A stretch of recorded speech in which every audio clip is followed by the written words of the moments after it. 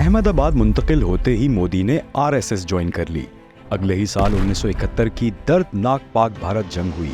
इस वक्त हिंदुस्तान में इंदिरा गांधी की हुकूमत थी, जो बांग्लादेश की मदद के लिए हिंदुस्तानी फौज को पूरा सिनेरियो प्लान करके उतारना चाहती थी। इसके लिए कुछ वक्त दरकार था, मगर आरएसएस को इस जंग में बांग्लादेश की फौरी अस्करी इमदाद का मुतालबा करने के लिए सिर्फ इतनी ही वजह काफी थी कि उनके मुखालिफ पाकिस्तान था।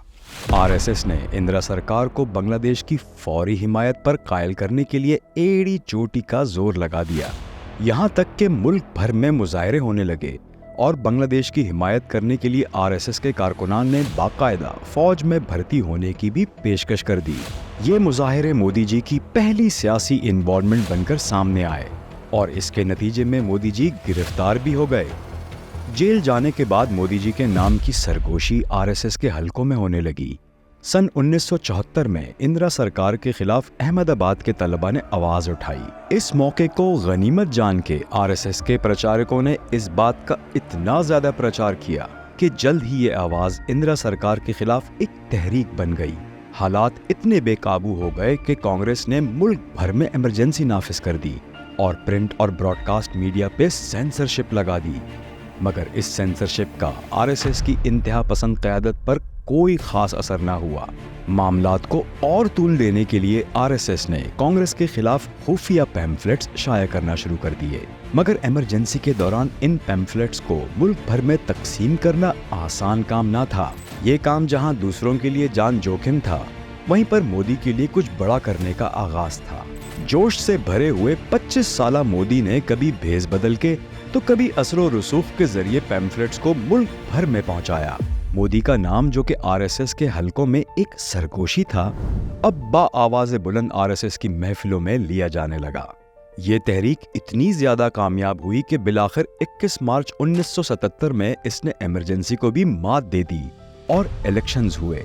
इन इलेक्शंस के नतीजे में इंडिया में पहली बार नॉन कांग्रेस गवर्नमेंट बनी। कांग्रेस सरकार को गिराने में मोदी की खिदमत को आरएसएस लीडर्स ने खूब सराहा। यहाँ तक कि मोदी जी को 1978 में आरएसएस का रीजनल ऑर्गेनाइजर बना दिया गया। इसके साथ साथ मोदी जी के पुराने नजरियाती मेंटोर वकील साहब अब मोदी जी के बाकायदा सियासी गुरु भी बन गए। वकील साहब ने मोदी को एक माहिर मुजस्मा साज की तरह तराशना शुरू किया। जो खला मोदी की शख्सियत में उसके दुश्वार बचपन की वजह से पैदा हो गई थी, वकील साहब ने उसे बखूबी पुर कर दिया। यहाँ तक के कहा यह भी जाता है कि वो वकील साहब ही थे जिन्होंने जोर देकर मोदी की अधूरी पढ़ाई मुकम्मल करवाई। 1980 में मोदी जी ने गुजरात यूनिवर्सिटी से पॉलिटिकल साइंस में ग्रेजुएशन भी कर ली, जिसके बाद उनके एक कामयाब तरीन सियासतदान बनने के लिए तमाम कवायद भी पूरे हो गए। 1982 में नरेंद्र मोदी को आरएसएस में एक प्रचारक यानी एक प्रोपेगेटर का दर्जा मिल गया। और इतना ही नहीं, बल्कि आरएसएस ने नरेंद्र मोदी को यूथ एक्टिविटीज का इंचार्ज भी बना दिया। ये जिम्मेदारी नरेंद्र मोदी के लिए सिर्फ हौसलामंद साबित नहीं हुई, बल्कि इस जिम्मेदारी ने उस सोच की बुनियाद रखी जिसे आज हिंदुस्तान भर में मोदीज विजन के नाम से जाना जाता है।